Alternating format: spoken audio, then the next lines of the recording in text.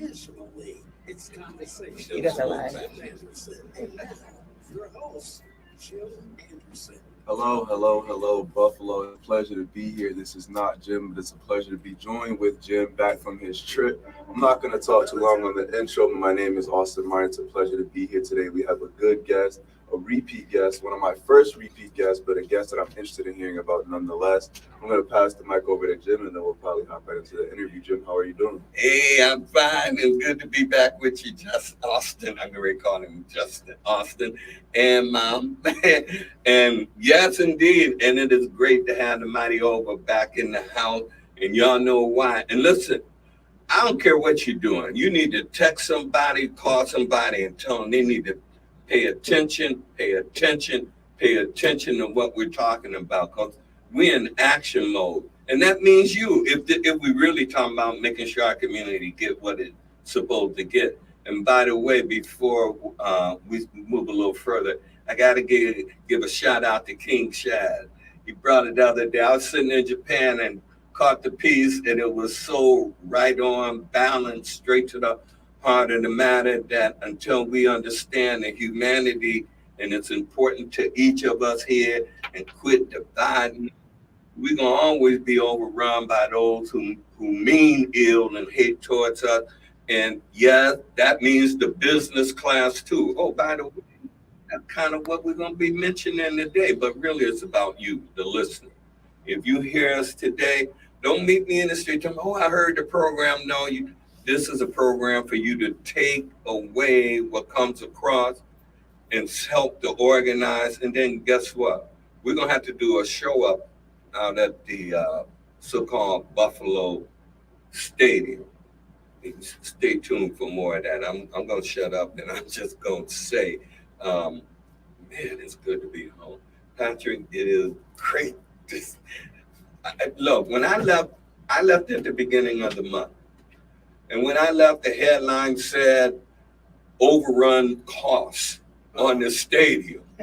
But it wasn't talking about it in the interest of the people in a good way. It basically said, yeah, there's going to be some more money paid out, but community, you ain't getting it. If them companies that got these questionable deals that going to get more, and I don't know, maybe, I don't want to call it slowdown, but maybe if they were to hire appropriate number of staff and ensure they were there, they wouldn't have no overrun costs running along right now. I don't know that much about construction, but anyway, I'm back. And I also know since I left, the stadium is still the thing that's the big question, Patrick. And it's sad that our community is sleeping, because like I was just saying, you're not here about entertainment. You hear what you provide is for us to gain entertainment and take this information, these facts, and then do what we say about building a strong community. The ball is in our court. Hey, welcome back to the airways, and I'm sure enough glad to be in the house with Austin. So, with that said, again, welcome. Well, I appreciate you having me back on, and good morning to everybody. Austin, his mother, and yourself, and I hope you had a good trip. Oh, man. But like you said, the stadium, they're just at the beginning, and they're $300 million. Really, in actuality, if you remember, they went from 1.4 to 1.54. Then all of a sudden, they went 300 million more. Now, overruns are supposed to be the responsibility of the NFL franchise and not the taxpayer. But we all know where they derive all their money from. They derive all their money from taxpayers. That's the NFL model. So somewhere along the line, they're going to make up that money, which is now 440 million additional dollars. And I think those dollars were already there. They're trying to justify being out in Orchard Park. Remember that the big argument about putting the stadium in the city was the cost. Mm-hmm. But now the cost is starting to merge together with their decision to put it in Orchard Park. And that's a one-trick pony stadium. It's only going to be used 10 to 15 times a year, maybe a few other private functions that only benefit the owner of the franchise and not the entire region. And that's the difference in the models of the stadiums, why we wanted the stadium in downtown Buffalo, why we wanted a dome multi-use facility. This is a stadium being made particularly for the Buffalo Bills and their concerns. And they're the ones that are going to benefit from this. And I believe this is just the beginning of the cost overruns, which are now approaching $2 billion. That was their whole argument about the city site. And really, the reason they did not do the city site rests with our leadership not doing their due diligence from the county to the state on down. And that's the reason you don't have a downtown stadium. And everybody, if you would just watch what's going on in Nashville, as they put forth a multi-use dome stadium in downtown Nashville, they're going to have the first country music Super Bowl. I guarantee you that. It's coming. And wow. Buffalo will be one of the first franchises that won't even be considered for a Super Bowl, which brings in, Super Bowl is now bringing in close to $1 to $2 billion in 1 week of economic revenue for whatever region hosts it. So that's the opportunity that went out the window because you don't have the infrastructure out in Orchard Park. You don't have the hotels. The nearest hotel, I think, it's a small hotel, but they don't have the infrastructure to be even considered for a Super Bowl because of where it's situated in compared to the rest of the region. And also you have to consider the weather also. So, you know, it's a sad situation, but it's not something we didn't expect. And I want to say hats off to April Basket. I mean, she did raise the question. And when you raise the question, it forces your adversary to answer. And that's where we are now.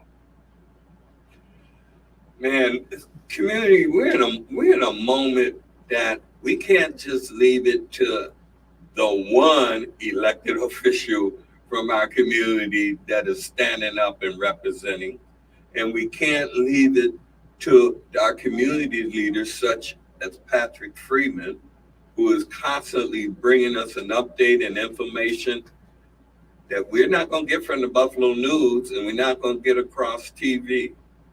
And here, you know, Patrick, the connection you just reminded us of is that big old argument about how much money to do if we put it in the city.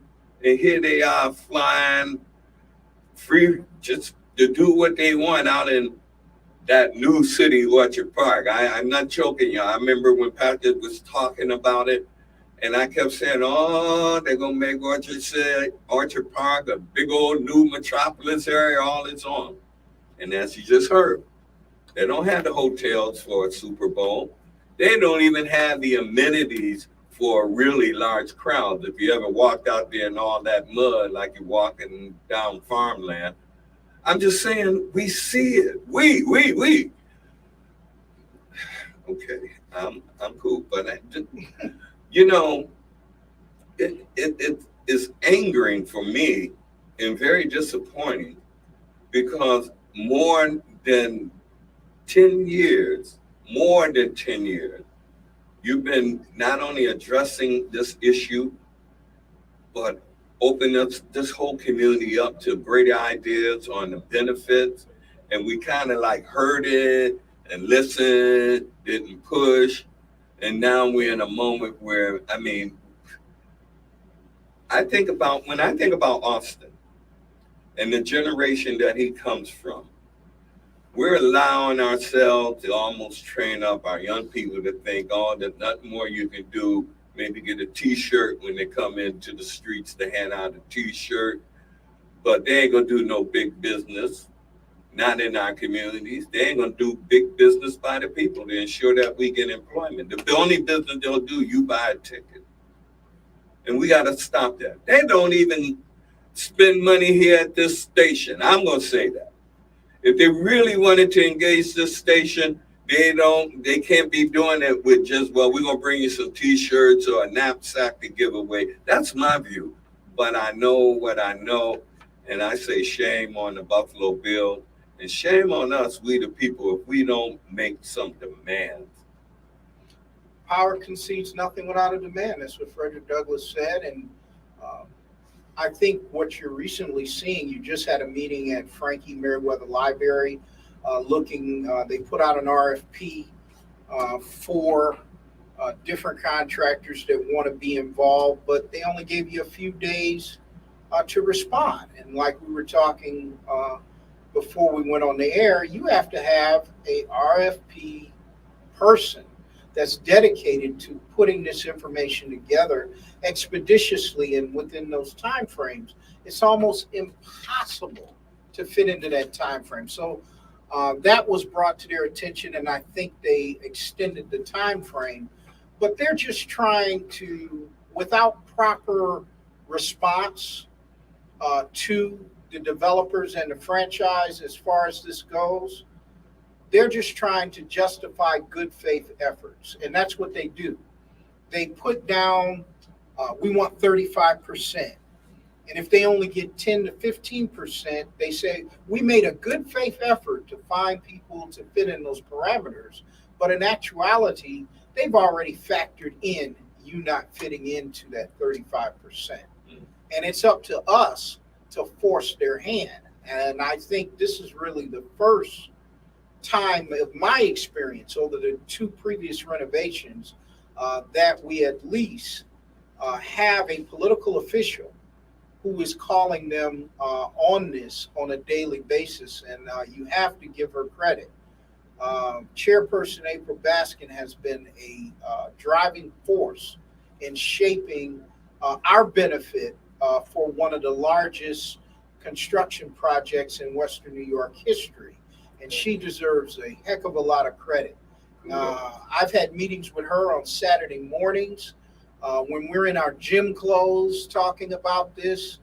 And she has really showed a tremendous amount of dedication.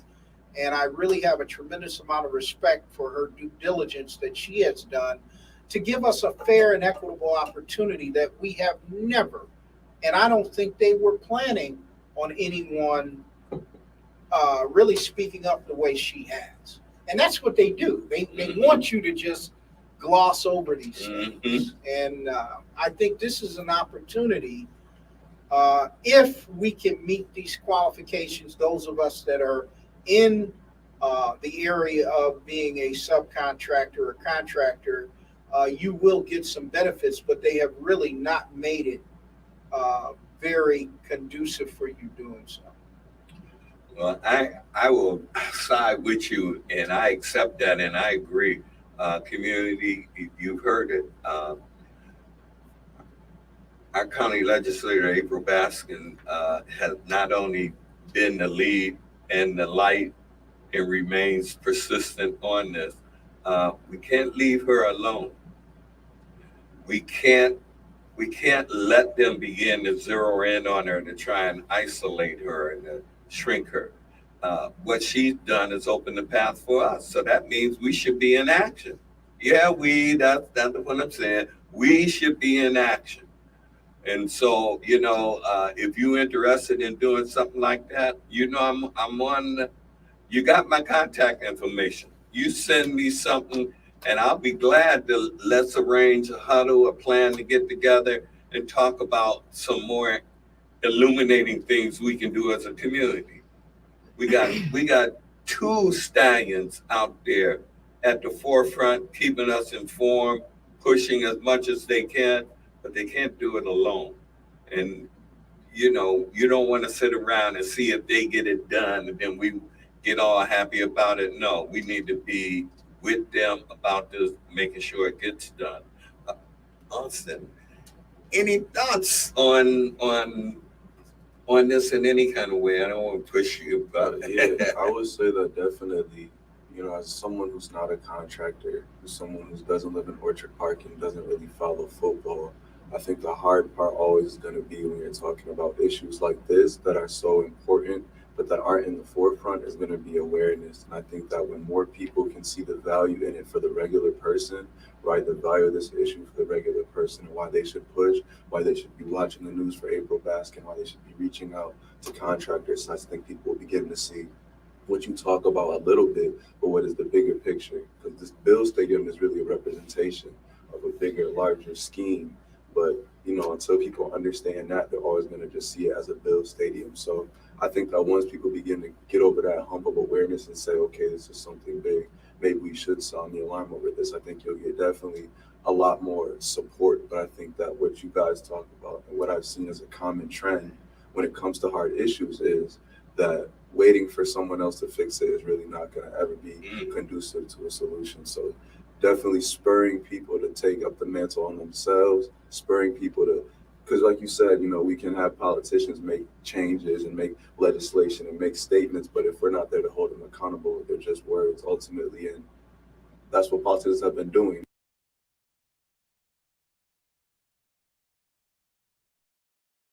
Versus talk about change, is doing it.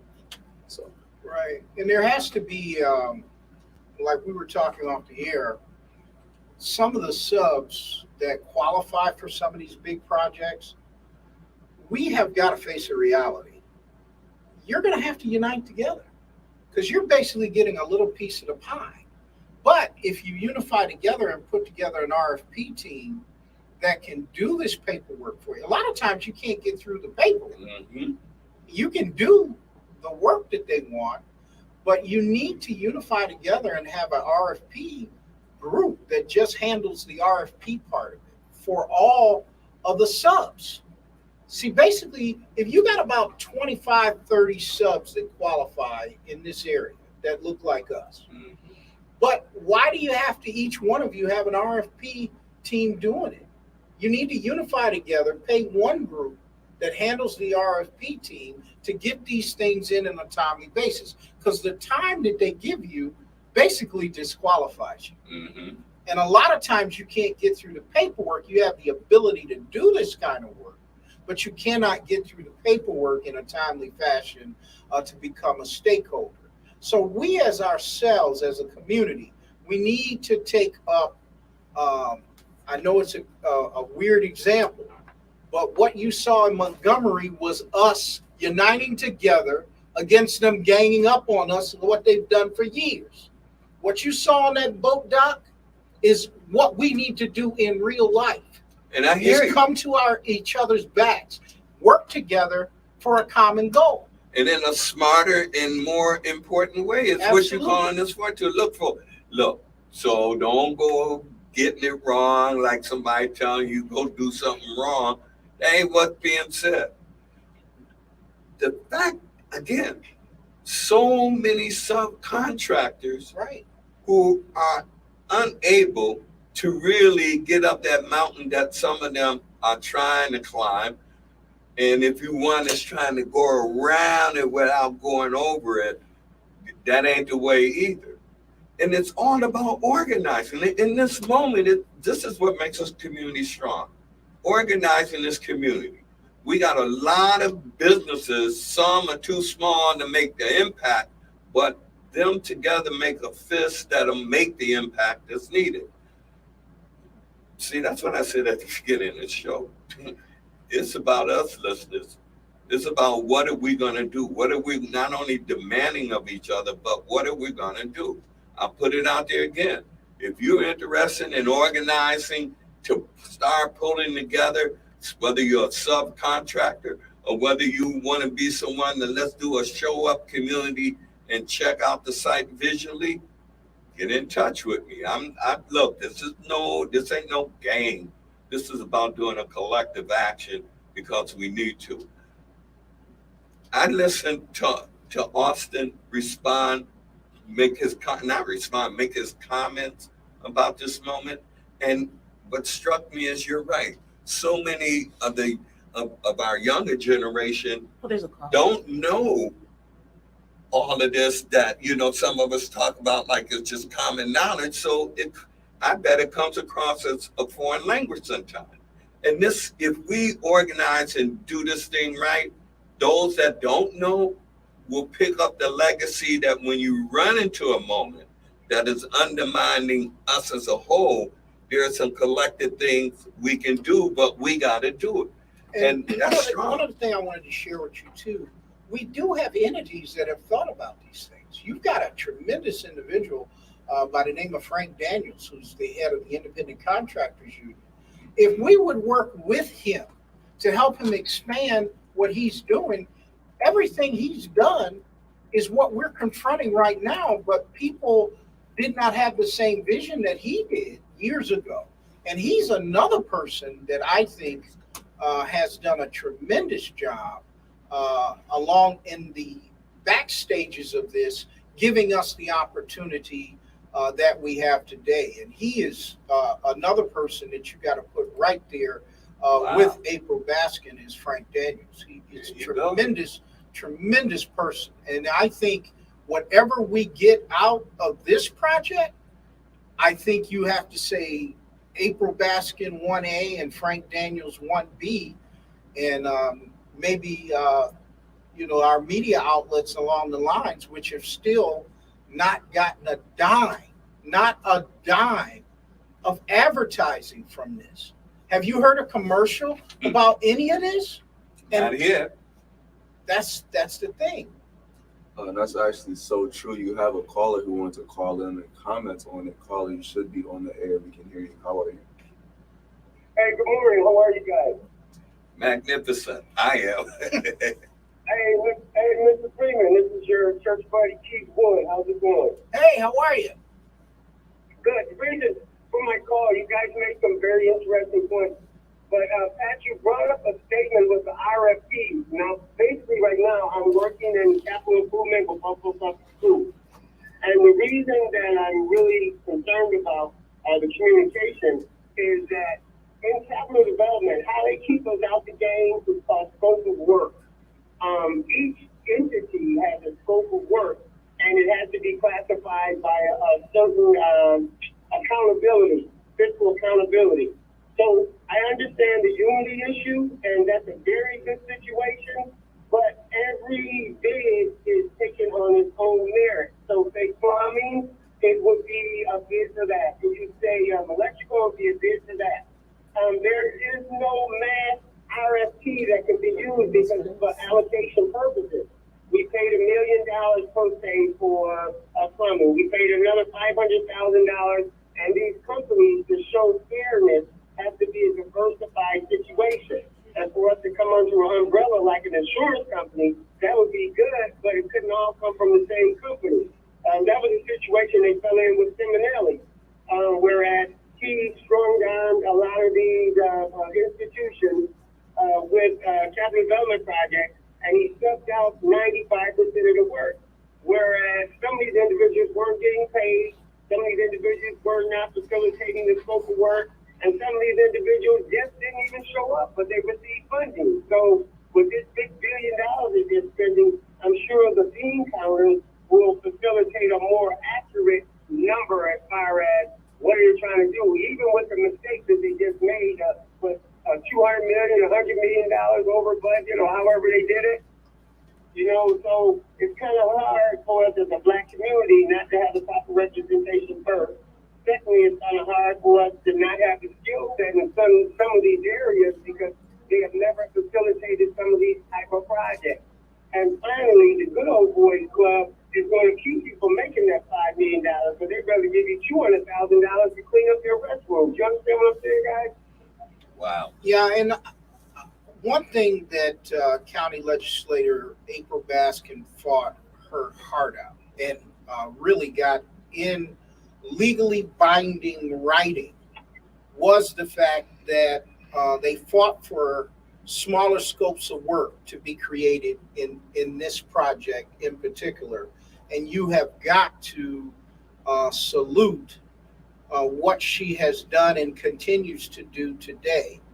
And I understand where you're coming from, but like we were all talking about earlier, we're going to have to get together as contractors. Not myself, I am not a contractor. I'm a media person with a huge stake in our community. But we're going to have to get together as contractors, those actual stakeholders, to make this process work for you better. And also stay in touch with the April Baskins to make sure, because she's not a contractor. A lot of the work that she's done, she's gone above and beyond what you have ever seen. And that's a tribute to her. But I think we have got to come up with some good ideas to make this process work better for all of you contractors, because just think about it. The plumbing alone on a project like this, the scope of it could be $200 million. If you just got $1 million or $2 million of that, I mean, that's pretty good for a small business. But we have to work together with people like Frank Daniels, April Baskin, and others that are directly involved to make this easier for a person like yourself, so you can get back some of the money that you're putting in. And that's what people don't realize. You are a major contributor of a project of this size that is now approaching $2 billion.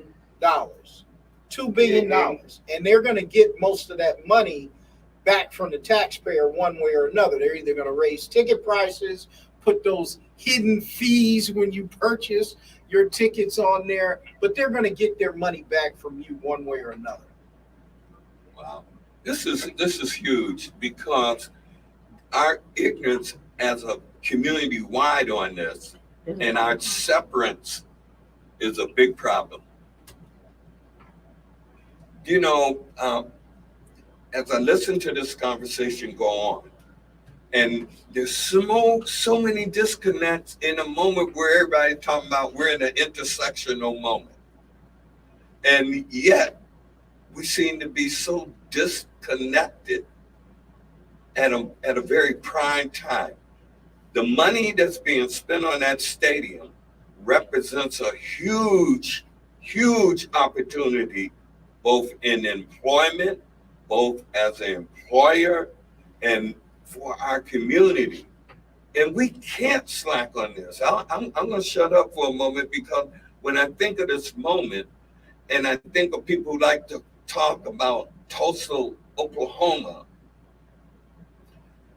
in the Black Wall Street, I'm thinking, look, we can achieve heights by ensuring deals that are cut at levels like this, where we're directly included, legally included, that they're carried out to the word of law and enhanced wherever they are too weak, the same way they do around this gerrymandering to ensure that communities get their fair inclusion in the process of voting. On the economic side, community, we can't play. This moment, this hour right now, the information shared is like should just grow us in our wisdom and understanding of what we need to be doing now. And one of them, by the way, we need to say that contractors of our community, you got to get together. An organized unit is the best unit. And if we organize the units in our community, that means our community gets organized. It's the best way to ensure we get what's due us. And because of the question being raised from programs like this, from April Baskin and others, you're forcing your adversary to answer. If you don't raise the question, they don't answer. But because she's raising the question, the franchise is now working towards creating those smaller scopes so smaller contractors can benefit. But the key is having a person in the position, like an April Baskin, that raises the question. Like Frederick Douglass said, power concedes nothing without a demand. But once you make the demand, you have to give your adversary a chance to answer, and then you supplement that demand with a better scope. And that's what you're seeing from April Baskin, and she has really done a great job. I can't say enough about her as a person to show this type of dedication as an elected official. Indeed. Are we going to a break? We're going to a break. We'll be back. You still got time to call somebody and tell them.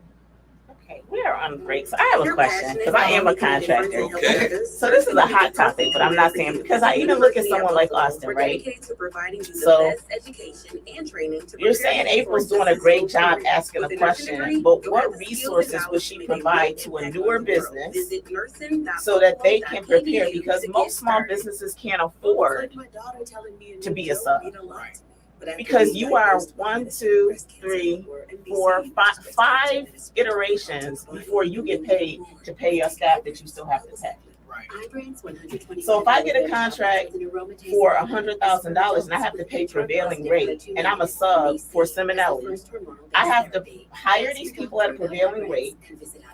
I have to have enough money in the bank to pay them until I process paperwork to Seminelli, who then has to process it to the bills, who then has to process it back to Seminelli, who then has to process it back to me so that I can pay my staff, but they can't work for free. So what resources are we giving to people like Austin, who's a new business? Like, who's the leader for that side of the contractors? Because we can say organized, but you talk about this, Austin. Who's leading the charge for the common vision on the organization side for these small contractors? I think Frank Daniels. I don't even know who Frank Daniels is. I'm trying to look him up. Yeah. But what does he do? Frank Daniels is the director of the Independent Contractors Association. But where, like, is that an organization? I'll get you that information. But I think that's what a caller, like someone like him, would need to know who is Frank and how is Frank going to help him. Because what I find in Buffalo is I don't know Frank, so I'm not going to speak on him. There's a lot of clicks. 3 minutes. He would be the person. He get ready to bring up. Hey, we're back, and I'm telling you, this conversation is live in many ways. You out there listening, and we in here, and I just want to say, this conversation is live. Before I give it back in studio to everyone else here, I just want to say again, something that comes to mind that Austin, in his comment, made me think about the fact that that's another big part of our disconnect. If I'm part of a generation, I understand what this is all about and how it relates to me, then I'm not going to pay very much attention. And I think as we move along this, as we help, not only with the contractors, but those who yet don't see how this connects to their life, what is it that we need to do more of? We need to make sure we get more information to them that they can wrestle with and not just have to sit until we, tell them something. Because when their minds start looking at it, they'll have other ways that they deploy this information out, even spread it among members of their own generation.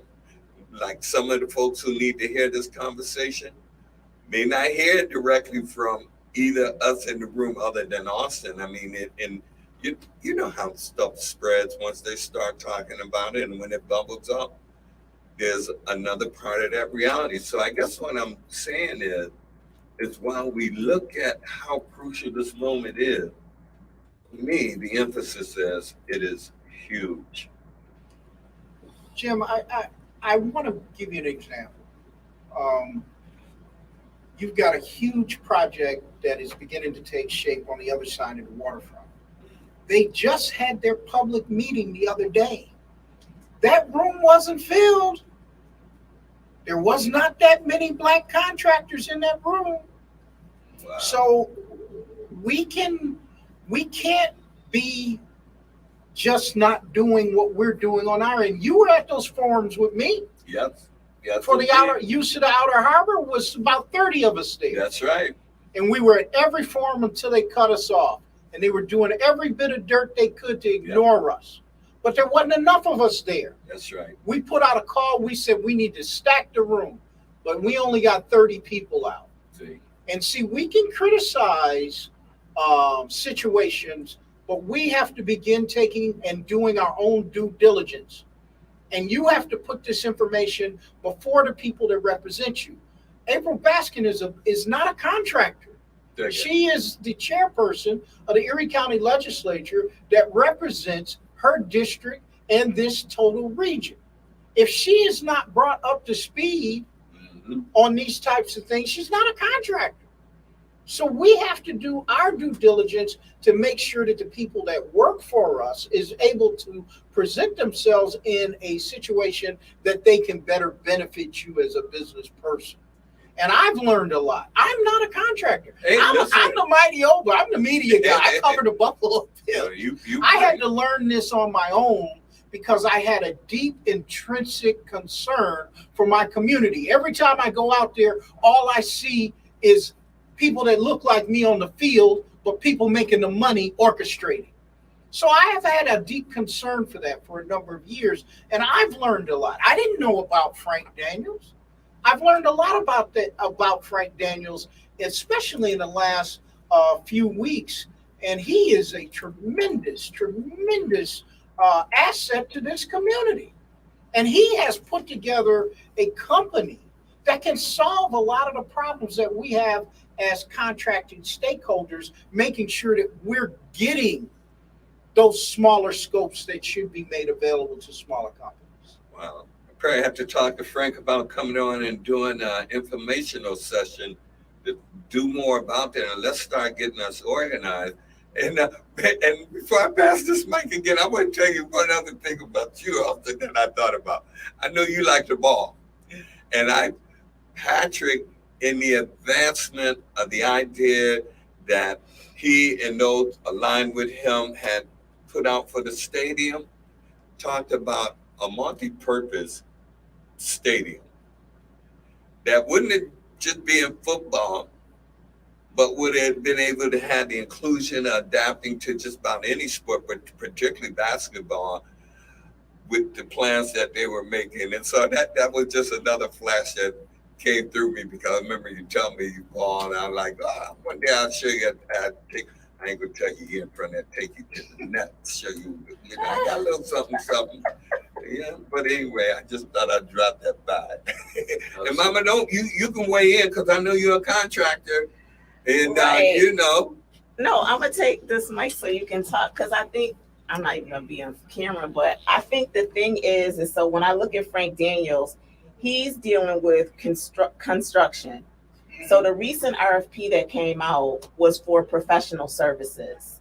And so it was a huge contract. And even when people responded to it, you would have needed a team to put together an appropriate RFP, because it's not just doing the paperwork, because there are organizations that'll help you put together the paperwork, but it's then delivering on that. And I think what I'm always telling people, including my son, is I feel sometimes with us, we get disappointed and frustrated, but many of our small businesses can't afford to apply for one of these RFPs because of the process of when you have to honor that commitment. And then you get blacklisted in the communications on, well, they didn't do this and they didn't do that, because, yeah, I'm excited. I see the post all the time. I just got my RFP for professional services. Oh, I didn't know that they didn't pay out on invoices for 45 days. And what you gonna do? What you gonna do? Right. If you don't have enough money in the bank to do an RFP and then be able to fund yourself until they pay out, because then you can't afford to even apply for it. Right. And so even as I used to be an advisor for Kenesha's Women's Business Center, and I taught the third level up. So they have a launch program, they have a grow program, then they had an elevate. And elevate, it would hardly ever be somebody that looked like us in elevate, because elevate is the point where you could do the RFP, because now you have a staff or you're in a position to hire people. Most of our businesses that I've experienced, I'm not saying that they're not out there, so if anybody, don't kill the messenger. I'm not saying that there's not Black businesses that are not structured with teams, but for the most people who will be hungry enough to look for these, I don't know how many of them could afford that. So when we talk about the April Baskins and the Frank Daniels, which now as I looked up, I think I do know him, he does contracting. I'm talking about professional services, like that big RFP that's due. I don't even know the due date. If you had a due date in front of you, that's the one that I think a lot of people will want to go after, but I don't know that you could afford to do it.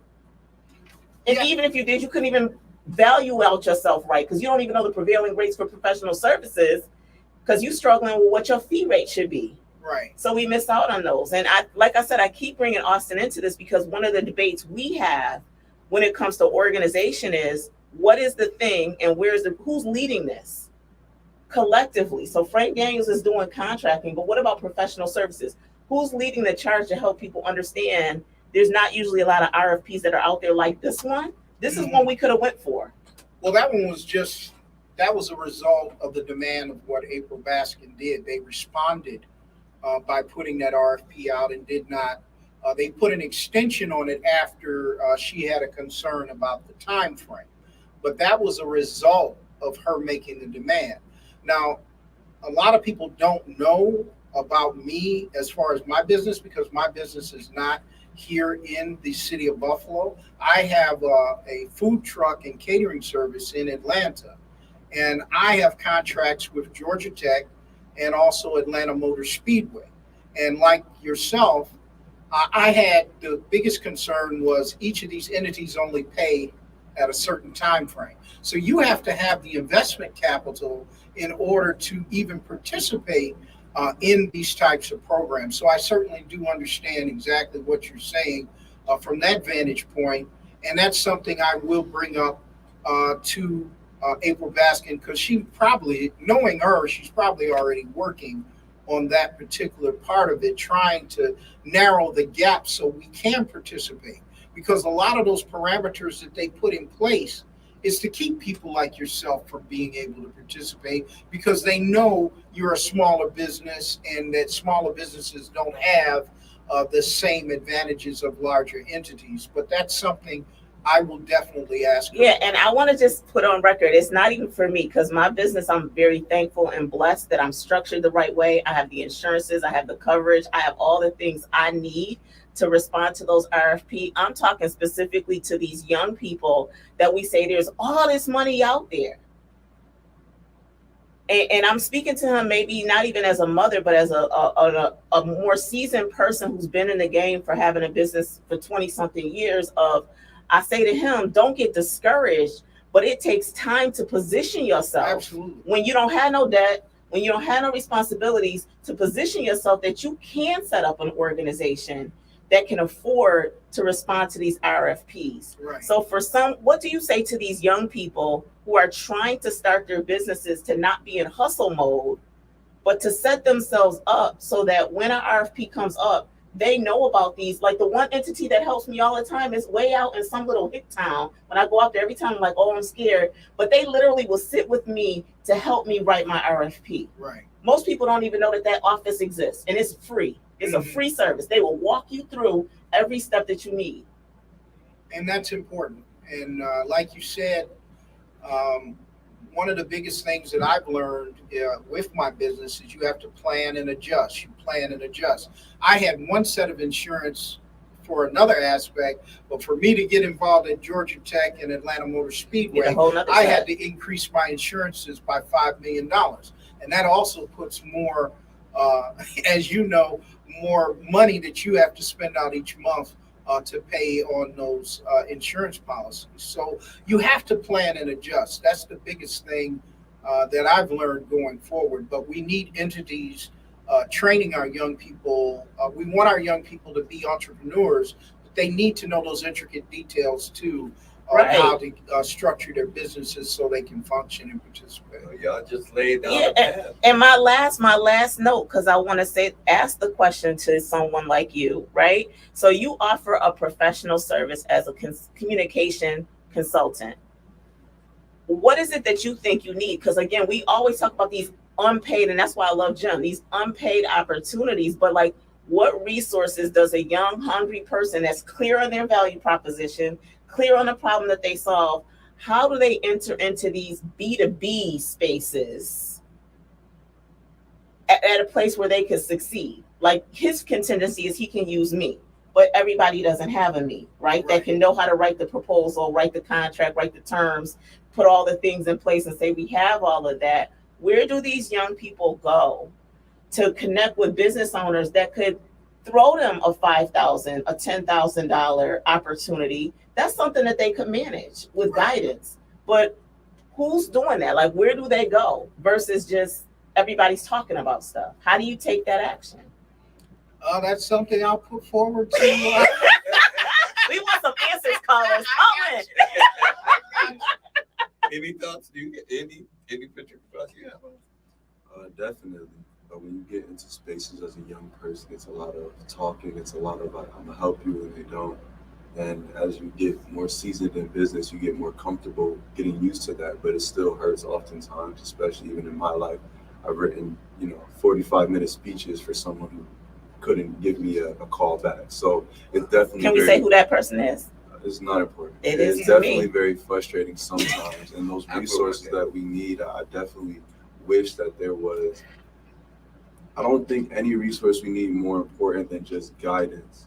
Letting someone know when they get into business, when you're talking about a young person, a young contractor, telling them that, hey, this is going to take a couple years, just so you're aware, right? I think if we would just be more adequately prepared for the journey of change, the journey of building something, it's not fun, it's not easy. And you guys can attest that the first couple of years are probably not the most enjoyable, but when you come into business expecting to be successful and you're not, that's a shock for a lot of kids, especially when modern time social media, all you see is success. And like we said, all I hear is people telling me the money's out there. All I hear is people telling me that you just got to get up and chase it. But then when I get up and chase it, you're not there to help me. So I think if we just have more support and more preparation for what that journey entails, it could mentally steal the mind of a lot of young people to be prepared. And I've been interacting with a couple business people so that I knew even though I thought I was going to be XYZ, I knew that it was going to take years. I'm aware that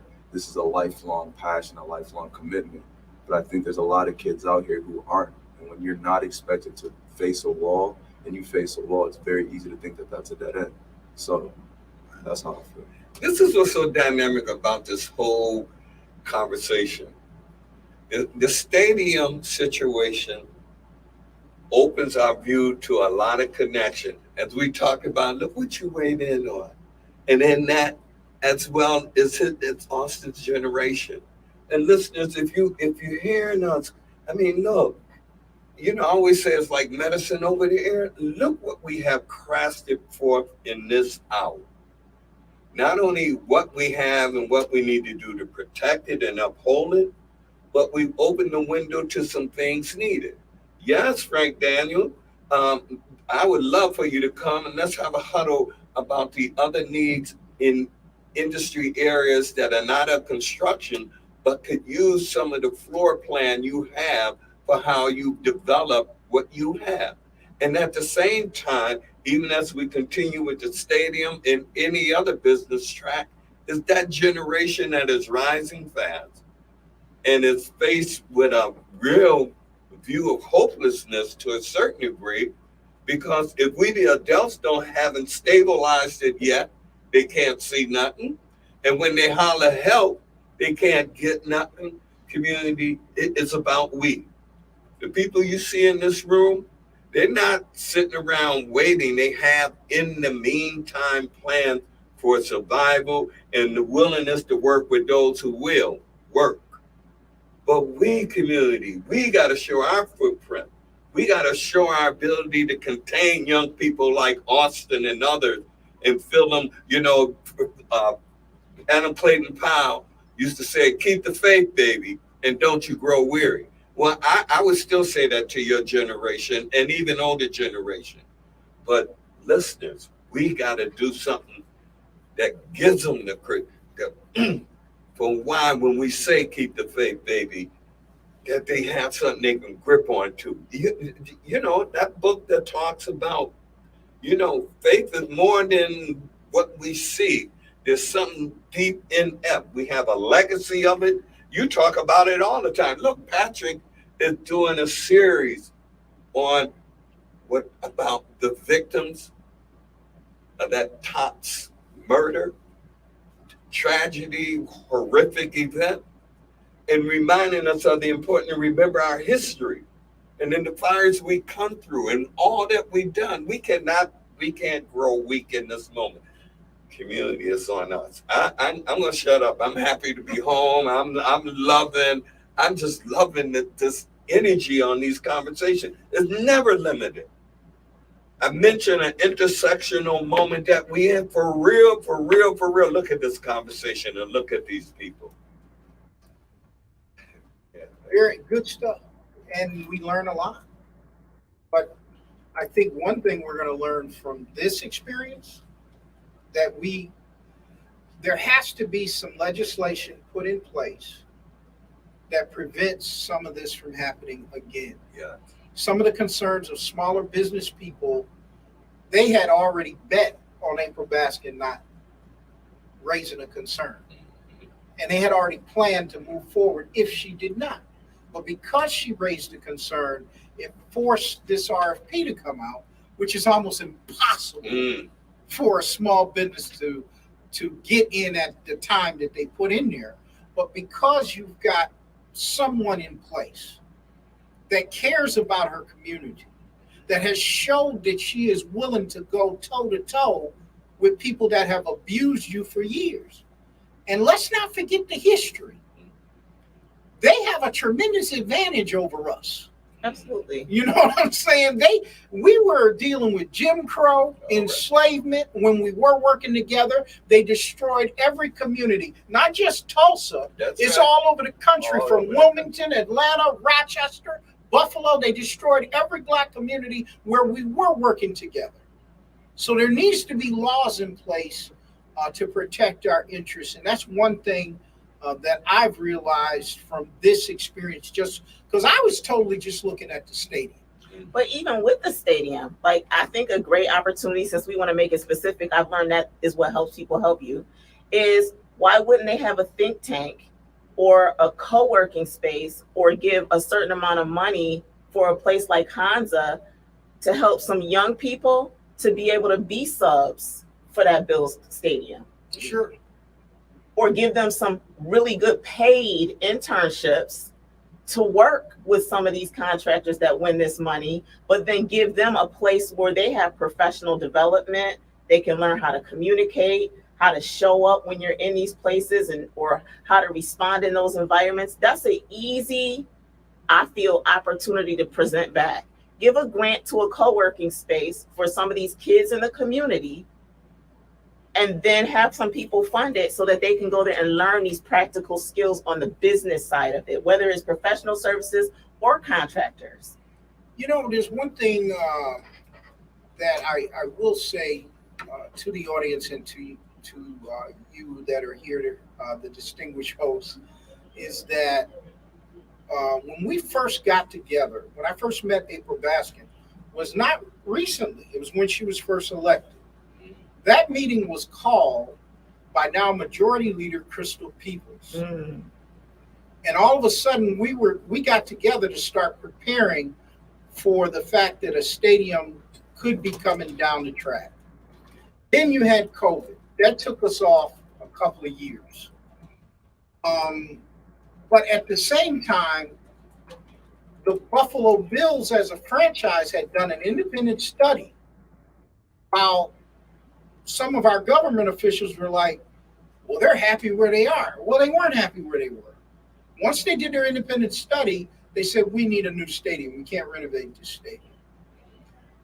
We have to be more systemic in our approaches as a community, preparing for these things coming down the pipe, training our young people to move into the positions that we're in. But we're catching up. And a lot of that has come from our own experience in this country, but I'm glad we've got people like yourself, people like Austin, people like Jim, people like April Baskin, Frank Daniels. Frank Daniels also does the training because this is a union state. He helps facilitate the training. So with the apprenticeship programs, those are other ways that they have parameters in place to keep us out of the living wage opportunities that are out there. So there's a lot to this. I give us credit for being in the game. It shows our resiliency as a people. No matter what they have put in us, we've been resilient and we've come back with decency. And that's the thing that I've learned a lot from this. I've learned a lot from working with different people. Sometimes I go in these meetings and they're like, Pat, you didn't say very much. Sometimes you need to sit and listen because I'm not a contractor, but here. But I learned a lot that has helped me in my business that I have and in my personal life, and also to be able to go on the radio and relate this information to people that are listening. I'm not lost for words, but But can I say one other sure, thing? yeah, yes. I have said this for years. Any deal, and this is a message to April Baskin or anybody else, everything starts with our communication organs in our community. This franchise, getting all this public money, does not spend a dime with the Challenger, does not spend a dime with the oldest black newspaper in Western New York, the Criterion, or this station. That's unacceptable. We're closing out right now, so I'll give you the chance to close. I just want to say it was definitely a great interview on the young people's side. I think once we have the communicational skills to explain why getting into an RFP field is just as beneficial and valuable as being on the field itself, I think we'll be stepping in the right track. But I think the key to that, like you said, is helping kids, community leaders, contractors, and politicians all work on the same page and all play the same game from the same starting line. So it definitely has been interesting, and hearing the development of it, I think it'll be interesting as the money number kind of keeps rising in my personal projection. But I've had a pleasure and learned a lot, and I'm going to turn it over to Jim to close this out. Well, I actually want to give it back to you because this whole show has been great, and I really love the generational aura of it, and we're on point in so many pieces: business, taking care of that stadium business, and the generational business. I mean,